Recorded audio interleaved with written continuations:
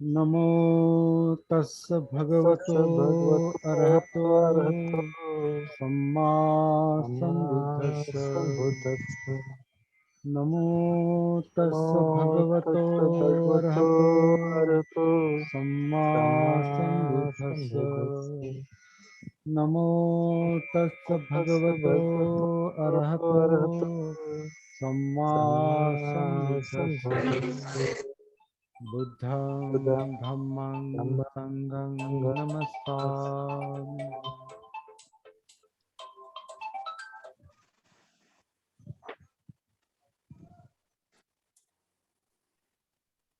तं च कम्मं कतं साधु यं कत्वा नानुतप्पति यस्य पतितो सुमनो विपाकं पटिसेवति। वह काम करना अच्छा है जिसके पीछे बाद में पछताना ना पड़े,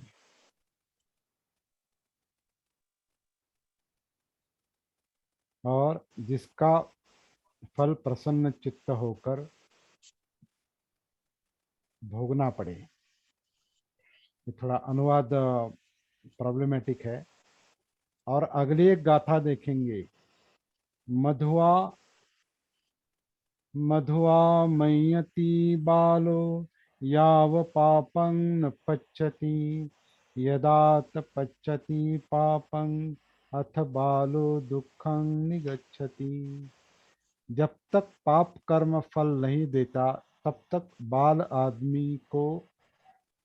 आदमी को वह मधु की तरह मीठा लगता है, लेकिन जब पाप कर्म फल देने लगता है तब उसे दुख होता है।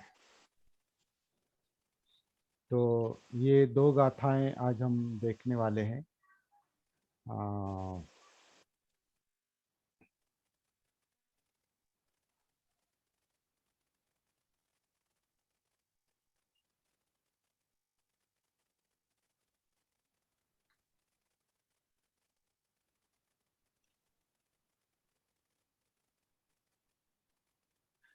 तो हमारे वर्तन में, वाणी में या शारीरिक कर्म में अगर अच्छी मानसिकता नहीं है उसके पीछे, और वो काम अगर अच्छा नहीं है, तो उसका परिणाम संतापजनक होता है। खासकर जो मतलब लोभ लोभ चरित या द्वेष चरित, मतलब लोभ से मतलब राग से मिश्रित वाणी, लोभ से मिश्रित वाणी या द्वेष से मिश्रित वाणी, लोभ से मिश्रित कायिक कर्म या द्वेष से मिश्रित कायिक कर्म जो है वो संतापजनक होता है। वहाँ ये गाथा ये कहती है कि ऐसा काम नहीं करना चाहिए जिसका बाद में पछतावा हो, जिसके बाद में पछताना पड़े।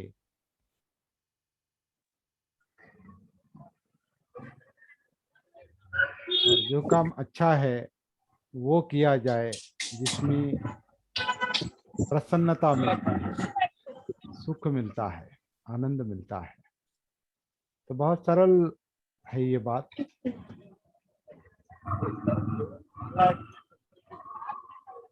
जब हमें संताप आता है, हमें कोई दुख होता है, संताप आता है, तो जाहिर है उसके पीछे कोई ना कोई गलत काम छिपा है।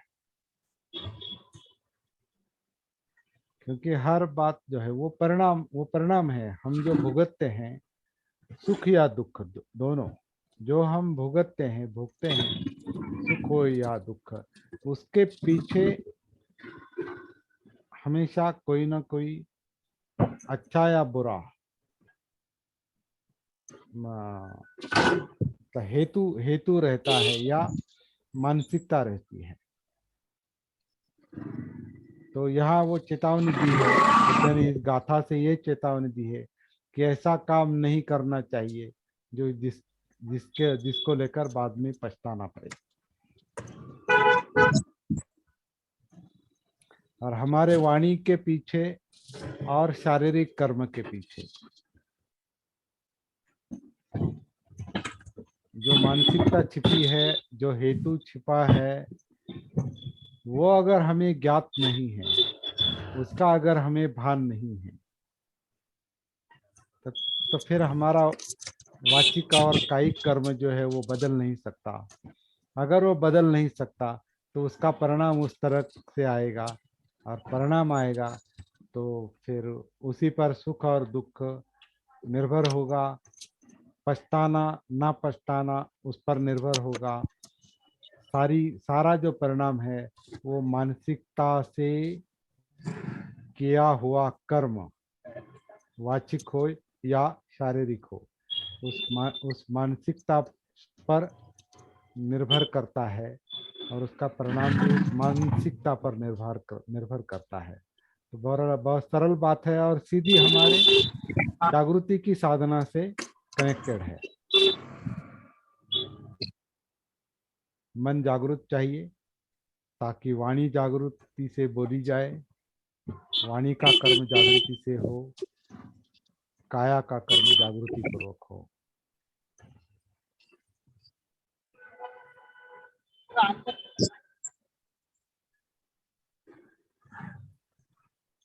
दूसरी गाथा भी ऐसी है कि जब तक बाल को, मतलब अज्ञानी मनुष्य को, अजागृत मनुष्य को, जिसके पास सती नहीं, तो उस सती ना होने के कारण उससे कुछ ना कुछ गलत काम होता ही रहता है। जागृति नहीं है मन की तो फिर कुछ ना कुछ गलत काम, उसे पाप कहा है। पाप यानी जो दूसरी जो संकल्पना है पाप पुण्य की, वो यहाँ नहीं है। पाप यानी गलत काम, गलत कार्य जिसका परिणाम गलत है, सिंपल। तो अज्ञानी मनुष्य को, जो सती में नहीं है, जागृत नहीं है, उसे अपना पाप जो है, वो पाप वो जो पाप कर्म है, वो जब तक परिणाम नहीं देता तब तक बहुत मीठा लगता है, मधु जैसा लगता है, क्योंकि उसके परिणाम का एहसास नहीं होता। परिणाम को वो महसूस नहीं करता पहले, क्योंकि वो सती नहीं, वो जागृति नहीं। तो बाल मनुष्य को वो पाप, वो बुरा कर्म, कायिक हो या वाचिक हो, वो मीठा लगता है, अच्छा लगता है। लेकिन जब उसका परिणाम दिखाई देता है, यदाच पच्यति पापं अथ बालो दुखं निगच्छति, जब वो उस पाप कर्म या उसका परिणाम दिखाई देता है, मन डिस्टर्ब होता है, विचलित होता है, नींद चली जाती है, पछतावा आता है, तो फिर उससे जो दुख होता है, तो वो दुख फिर उसे बाद में पता चलता है। परिणाम जब आता है तब पापी को लगता है हाँ मुझसे गलत काम हो गया। या उस बाल को, अज्ञानी मनुष्य को बाद में पता चलता है, जब उसका परिणाम आता है तब पता चलता है कि मैंने गलत किया। लेकिन जो जागृत है, सती में है, जिसे आत्मभान है, ऐसे बाल बने, भले वो बाल है लेकिन वो जागृति का अभ्यास करता है, सती का अभ्यास करता है, तो कर्म होने के पहले ही उसे पता चलेगा कि ये मुझसे अभी गलत कर्म होने वाला है। तो फिर उसका परिणाम उसे नहीं आएगा और फिर पछताना नहीं पड़ेगा। तो बहुत सरल बात है। अगर पछतावे से बचना है, पश्चाताप से बचना है, बुरे परिणाम से बचना है, तो सती का, जागृति का अभ्यास, साधना निरंतर चलती रहनी चाहिए। कसबेंचा माईक ओपन आहे त्यामुळे आवाज येतोय. कसबेंचा माइक ओपन। तर तो बहुत सरल बात है। जागृति महत्वपूर्ण है। जागृति सती महत्वपूर्ण है और हमारा सारा प्रयास जो है उसी को लेकर चल रहा है।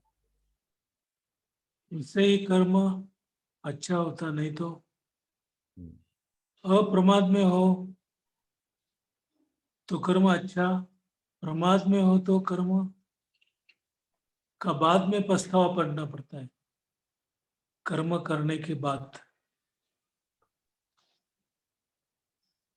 तो कर्म जहां से होता है वो वाणी के साथ सती है क्या?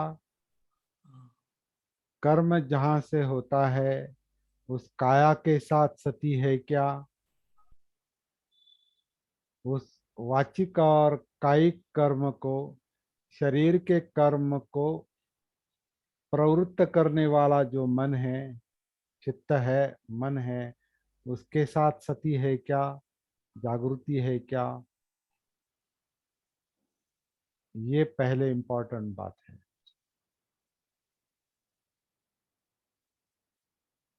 जब हम सती में नहीं रहते, जागरूक नहीं रहते, इसका मतलब यह है कि हमें वाणी की भी जागृति नहीं रहती, क्या बोल रहे हैं। शरीर की भी जागृति नहीं रहती, क्या कर रहे हैं।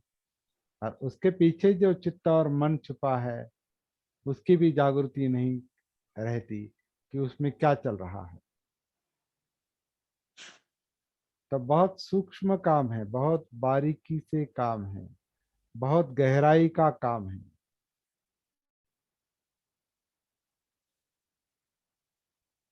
इसलिए ये चेतावनी यहाँ दी जा रही है, ये गाथा देती है कि पहले ही सावधान हो जाओ, पहले ही जागरूक हो जाओ। बाद में पछताने के बाद और परिणाम आने के बाद फिर जागरूक हो जाएंगे, तब तब तक देर हो जाती है, क्योंकि बहुत सारा गलत कर्म हो जाता है, गलत परिणाम निकलते आते हैं बाद में।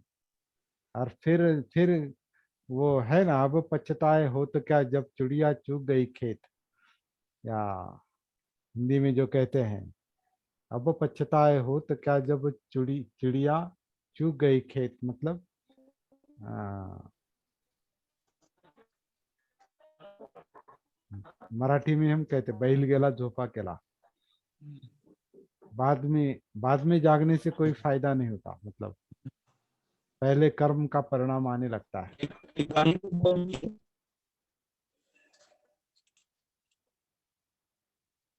ये शायद आपको ये हिंदी हिंदी कहावत भी आपको पता होगी।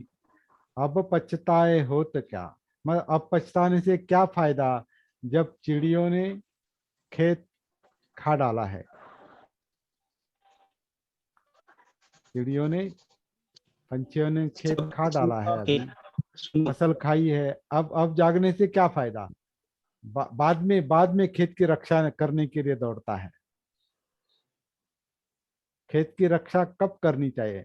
जब खेत में फसल आ जाती है तभी वो रक्षा का काम शुरू होना चाहिए। तो जब रक्षा का काम है, जब जागृति का काम है, जब सती का काम है, तब सोते रहता है। अब चिड़िया, और जब चिड़िया सब खेत खाकर चली जाती है, बाद में जागता है और पछताता है कि मैं इतना कष्ट किया, इतनी फसल अच्छी आई थी और ये सब चिड़िया पंछी खाकर चले गए।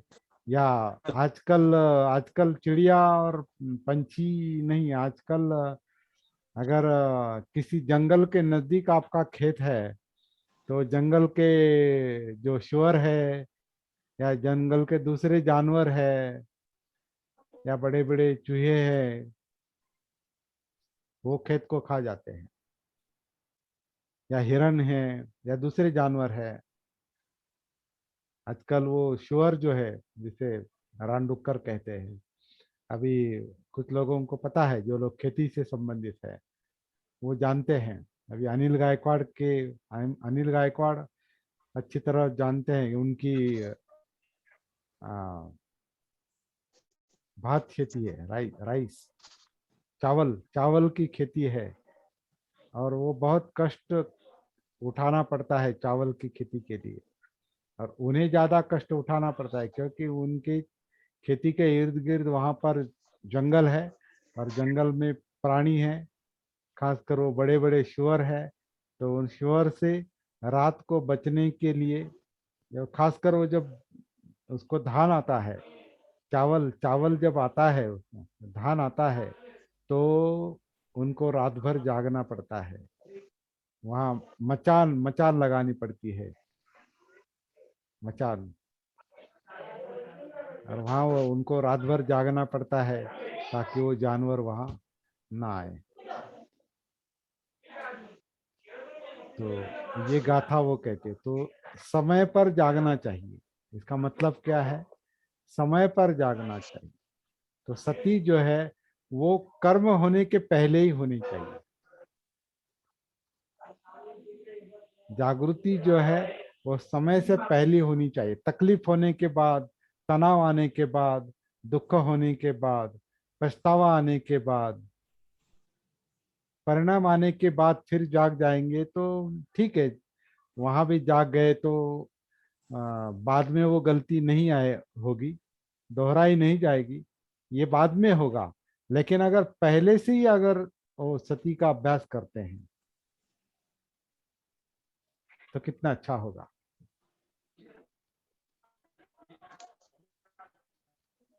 तो ये गाथा इस तरह का संदेश देती है। तो बहुत सरल गाथा है, मेरे ख्याल से और ज्यादा इस पर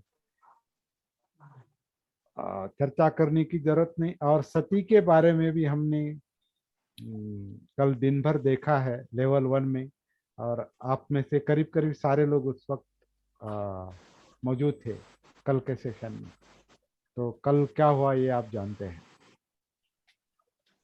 सती का अभ्यास जो है वो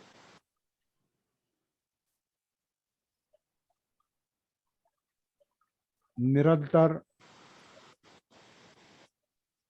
अगर काया से संपर्क नहीं है, कर्म से संपर्क नहीं, मतलब काया से संपर्क नहीं है, वाणी से संपर्क नहीं है, तो इसलिए काया में उतरना जरूरी है। काया से संपर्क प्रस्थापित करने के लिए काया में उतरना जरूरी है। और काया में उतरने के लिए क्या करना चाहिए, ये हम अभी धीरे धीरे समझने लगे हैं। कि काया जो सांस अंदर लेती है, सांस बाहर छोड़ती है, वो जो काया आन करती है, काया अपान करती है, उसे निरंतर देखते रहने से, तब तक देखना है, तब तक सांस को महसूस करना है, जब तक वो काया हमें वो सांस हमें अपने काया से कनेक्ट नहीं करती। इसलिए ये जो धड़ धड़ आन और अपान करता है, उसके साथ काया आन काया अपान के साथ निरंतर अपनी सती, उसके गति के साथ, काया के और सांस के गति के साथ अपनी सती मिलानी है। क्योंकि ये दोनों गतिशील बातें हैं। काया गति है, सांस गति है, काया गति है।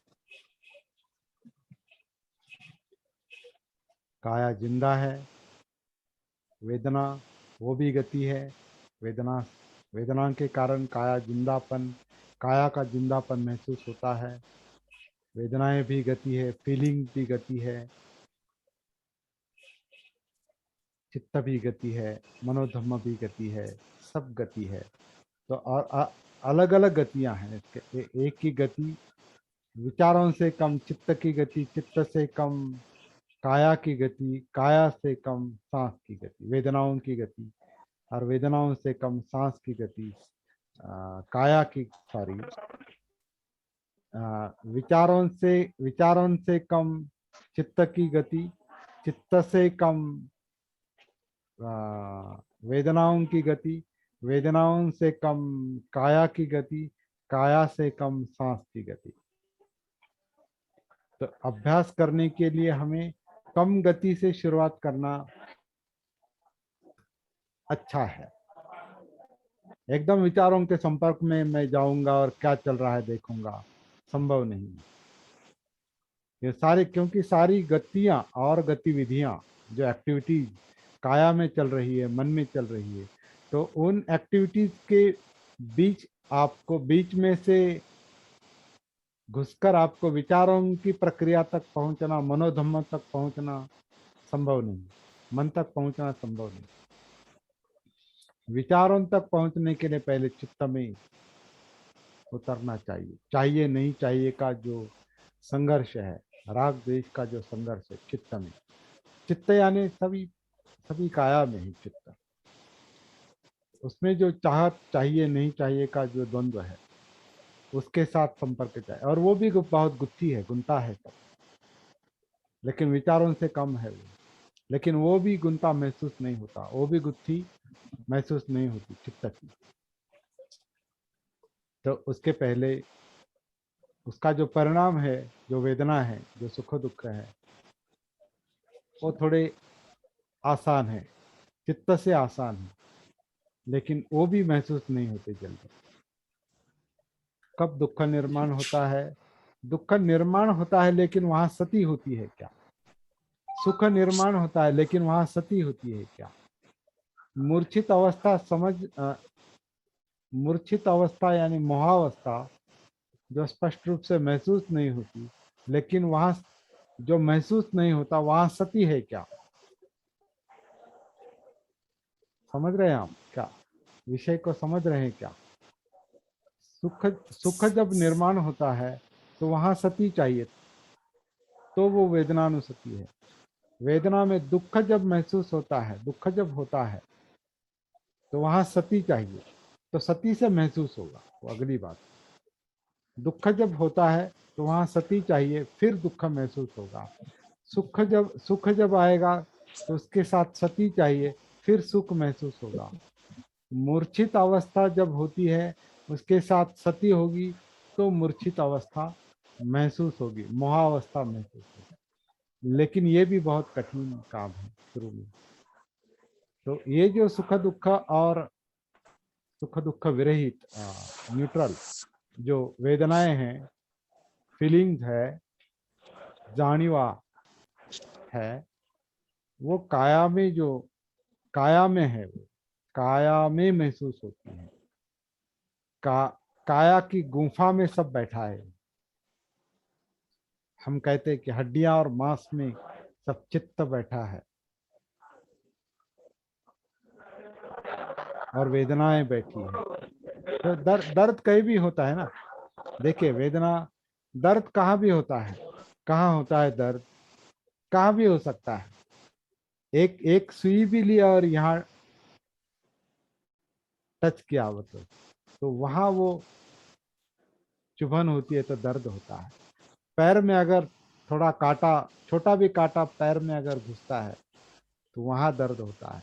घुटनों में दर्द होता है, कमर में दर्द होता है, कंधों में दर्द होता है, पेट में दर्द होता है, छाती में दर्द होता है, पीठ में दर्द होता है, फेफड़ों में दर्द होता है, फुफ्फुस, फेफड़ों में दर्द होता है, हार्ट में दर्द होता है, कान में दर्द होता है, आँख में दर्द होता है, नाक में दर्द होता है, जीभ को दर्द होता है। कहाँ दर्द नहीं होता? सभी तरफ दर्द है। एक बाल भी हमने अगर थोड़ा जोर से खींचा है ना, या कुछ यहाँ का बाल अगर आपने खींचा, वहां भी दर्द होता है। तो दुख सभी तरफ है, मतलब वेदनाएं सभी तरफ।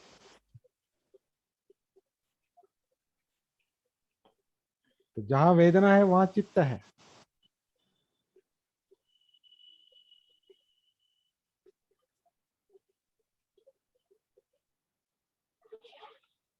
दुख अगर सभी तरफ है तो सुख भी सभी तरफ है, और दोनों महसूस नहीं हो रहे हैं, तो वहां पर कुछ ना कुछ छुपा है। वो समय आने पर वो ऊपर आता है। मतलब जब तक मैं बाल खींचता नहीं तब तक दुख नहीं महसूस नहीं हुआ, लेकिन जब किसी वजह से बाल टूटता है, खींचा जाता है कहीं का, तो वहां दर्द, मतलब उस वहां पर दर्द पहले ही छुपा हुआ है। जैसे कि पहले ही वहां पर वो उसका धर्म है वहां। तो जब समय आता है या कुछ कारण होता है तो वो दर्द वहां उभर आता है, ऊपर आता है। चाय चाय सही कर दिया जाए अमित सर।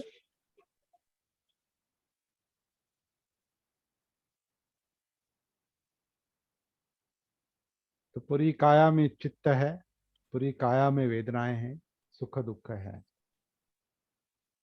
इसलिए काया में उतरना पड़ता है। तो काया की जागृति, वेदनाओं की जागृति, चित्त की जागृति, मनोधर्मों की जागृति, ये सती का काम जब पूरा होता है तो फिर उस जागृति में, उस सती में हमको वाचिक कर्म और कायिक कर्म करते वक्त या होते वक्त, कभी कभी हम करते भी नहीं, वो हो जाता है। कर्म जानबूझकर नहीं किया जाता, वो हो जाता है, क्योंकि उसके पीछे वो चित्त छिपा है, मन छुपा है। जो बाल को, मतलब सती ना होने के कारण, जागृति ना होने के कारण वो कर्म भी महसूस नहीं होता, और उसका कारण भी, मतलब मन चित्त भी महसूस नहीं होता। तो वो होना चाहिए ताकि पछतावे से बचा जाए, दुख से बचा जाए। ये इस गाथा का संदेश है, सार है। समय पर जागना चाहिए।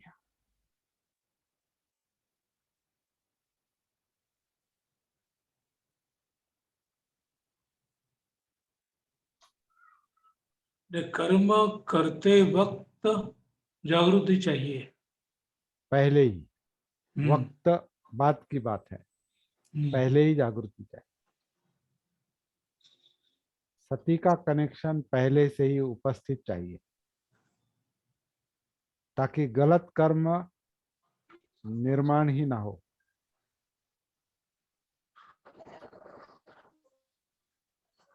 कर्म करते वक्त देर हो जाती है, पहले ही चाहिए। और अभी जो हम अभ्यास कर रहे हैं वो कर्म के पहले का ही अभ्यास कर रहे हैं। मराठीत एक म्हण आहे, तोलून मापून बोला, हाँ, तोलून मापून बोला, तोलन मापोन बोला। तोलन मापोन मतलब जागृति पूर्वक जागृति।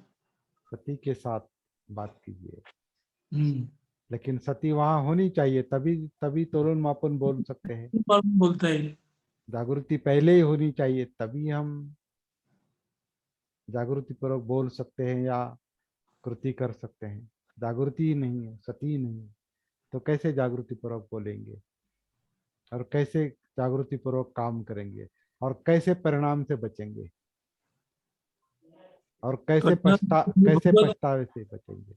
भुगतना पड़ता है परिणाम, हाँ, बाद में भुगतना है, भुगतने का ही काम है, वो टाल नहीं सकते। दौड़ टाल नहीं सकते। वो टाल नहीं सकते। कर्म विपाक कहा उसे, कर्म विपाक, कर्म का परिणाम। कर्म अगर हो गया तो विपाक आने ही वाला है, परिणाम आने ही वाला है। तो उसका कारण अगर समझ में आता है कि चलो मुझे पता नहीं था, मैं जागरूक नहीं था, सती में नहीं था, मुझे अपना भान नहीं था, होश नहीं था, वो अगर समझ में आता है, वो दृष्टि आती है, तो वहीं से सती की शुरुआत हो सकती है। तो कभी कभी अभी ये कभी सती साधना करते वक्त भी सभी लोगों की ये समझ में नहीं आता कि ये क्या चल रहा है और क्यों चल रहा है। ये क्या चल रहा है और क्यों चल रहा है, ये सब क्या वजह है इसकी, क्या कारण है इसका। करेक्ट सर, बराबर. बहुत सारे लोगों को समझ में नहीं आ रहा है। कभी हमें कभी ऐसा होता है कि तुरंत कारण याद आया तो, परिणाम याद आया तो माफी भी मांगता है, मेरे से गलती हो गई। माफी, ऐसा भी माफी क्या कह रहे सर। कई कई हम जब आपसे बोलते हैं और गलती होती है तो माफी भी मांगता है तुरंत। सॉरी कहते हैं। सॉरी बोलता है तो जागरूकता भी तुरंत आता है। वो सॉरी की बात तब आती है जब इसके साथ हमारी गलती का परिणाम अगर दूसरे पर हुआ है, तो उसके लिए हम सॉरी कहते हैं। उसको सॉरी सॉरी सुनने के लिए कोई चाहिए ना दूसरा। नहीं नहीं, वो तो है, गलती तो होती है इसलिए तो सॉरी बोलते हैं हाँ, दूसरे को। लेकिन सॉरी सुन, आपकी सॉरी सुनने के लिए कोई तो चाहिए ना सामने। इसलिए तो अगर सॉरी। कोई नहीं होगा, सॉरी का सॉरी सुनने वाला अगर नहीं होगा, तो आपके मन में जो प्रतिमा है उसको आप सॉरी कहेंगे। हाँ, यहीं से ईश्वर की संकल्पना, यहीं से निर्माण, जो अपराध की भावना है, जो पछतावे की भावना है, जो गलती की भावना है, तो वो कहाँ कबूल करेंगे। तो कबूल करने के लिए चलो कोई तो है, उसको फिर भगवान मुझे माफ कर दो। उसको मिलना चाहिए, हाँ, उसके उसके साथ मिलना चाहिए और अपनी गलती उसके सामने कबूल करनी चाहिए। किसके सामने। जिसके साथ बुरा व्यवहार हो गया उसके हाँ, साथ। लेकिन वो नहीं होगा तो, वो तो सामने नहीं नहीं होगा तो। जाने का, उनके पास जाने का। नहीं, अगर नहीं होगा, वो नहीं मिल रहा है, या ऐसे समझो कि आपने किसी को बहुत दुख दिया है, दर्द दिया है, और वो चल बसा है, मर गया वो, उसका ध्यान फिर, और आपके मन में वो चुभन है, तो आप शुगर क्या है। करेंगे। आप क्या करेंगे। जैसे कि सर तुमने. ऐसे बहुत सारे, मतलब मनुष्य की वो अच्छाई भी है। देखिए, मनुष्य की वो अच्छाई भी है, पछतावा, सॉरी कहना, माफी। क्यों, वो अच्छाई भी नहीं कह सकते एक अर्थ से, क्योंकि उसका वो दर्द होता है। वो दर्द से बाहर आने के लिए वो सॉरी कहता है, या ईश्वर से क्षमा मांगता है, या फादर के कान में बोलता है, या अल्लाह से माफी मांगता है, भगवान से माफी मांगता है, क्योंकि उसका उसका जो गलत कर्म है, तो गलत कर्म में उसे उसे दर्द देता है, दुख देता है। लेकिन यहाँ गलती ये होती है कि सुनने वाला कोई नहीं रहता, आप ही अपने साथ बात कर रहे हैं। हाँ, आप ही अपने आप को कबूल कर रहे हैं।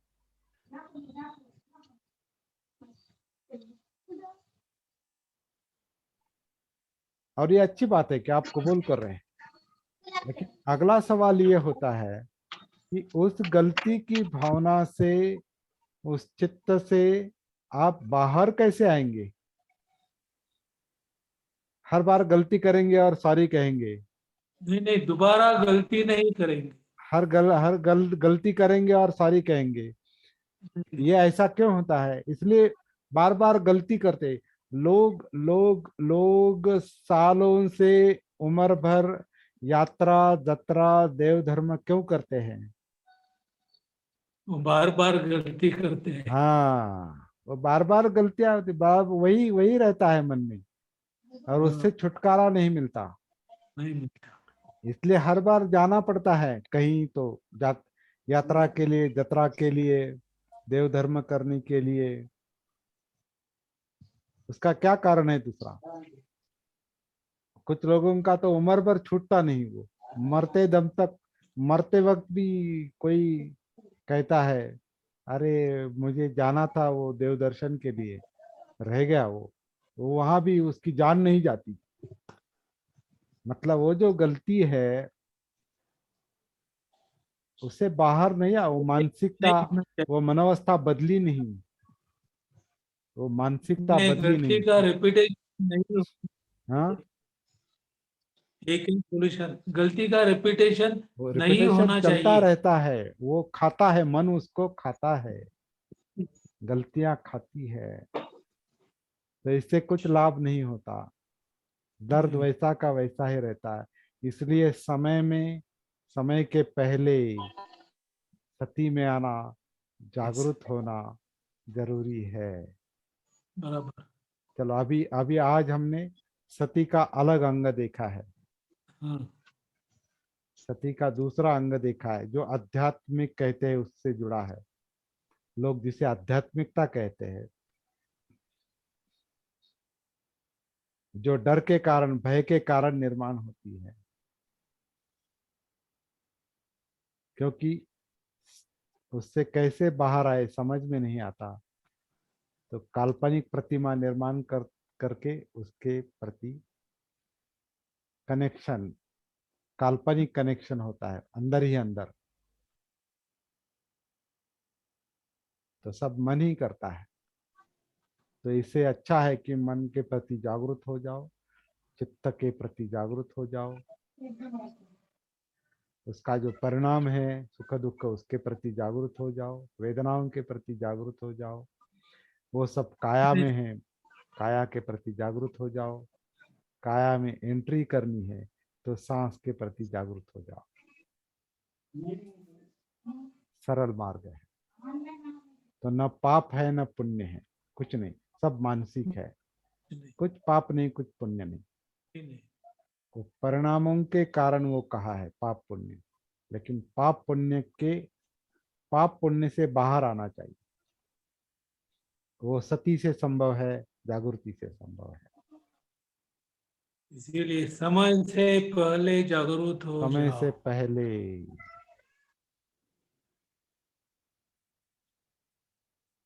बुद्ध ने कहते हैं कि बहुत बार कुछ, मतलब जो मरणासन्न एक भिक्षु था, बहुत बार बहुत लोगों को बताया होगा, लेकिन एक मरणासन्न मतलब अंतिम सांस ले रहा था कोई भिक्षु, और फिर पछतावा करता है, तो उस वक्त बुद्ध उसे कहते हैं कि तूने जब जो करना चाहिए था वो किया नहीं, अब तू पछता रहा है, अब क्या करेगा, अब मृत्यु समीप आ गई है, अब क्या करेगा। तो समय जाने के बाद जागने का कोई मतलब नहीं, समय से पहले जागना चाहिए। ये बात इस गाथा से हमें समझ में आती है। तो मेरे ख्याल से बहुत है आज के लिए, काफी है। काफी है। किसी को बोलना है तो बोलो, बोलने दो। बोलना है तो बोल सकते हैं। सर, हाँ, ड्यूटी सर जब बोल रहे हैं अपनी गलती हो गई तो जिस जिसके साथ आपने गलती की उसकी माफी मांगना, लेकिन तुम बोल रहे हो समझो नहीं रहा तो किसके पास माफी मांगने की। लेकिन जो हो गया सो हो गया, लेकिन अपन अपने मन को तो तसल्ली दे सकते हैं। अपन जैसे संकल्प करते हैं मैं यहाँ गलती नहीं करूंगा, और वो आहिस्ता आहिस्ता वो गलती सुधार लेता है। वैसा समझो अपन मन के साथ संकल्प किया यहाँ से आगे मैं गलती नहीं करूंगा, तो वो बात ठीक नहीं है। दोबारा वही वही गलती वही वो मैंने कहा ना, वो अच्छा गुण हाँ, है, वो वो अच्छा अच्छा गुण गुण है है। कि आपको उससे कम से कम आपको इच्छा हो गई है कि उससे बाहर आना चाहिए। जैसे कि आपने दो मन रहते हैं, हाँ, एक गलत विचार करता है और एक सही, वो सोच के अपन माफी तो मांग सकते हैं। जैसे कि 22 प्रतिदिन में लिखा है कि आज मेरा नया जन्म हुआ है, वैसा समझे अपन संकल्प करेगा तो ठीक है ना वो। हाँ, वो अच्छी बात है, वो संकल्प करना अच्छी बात है। हाँ, भगवान के लेकिन पास जाने का लेकिन ना एक।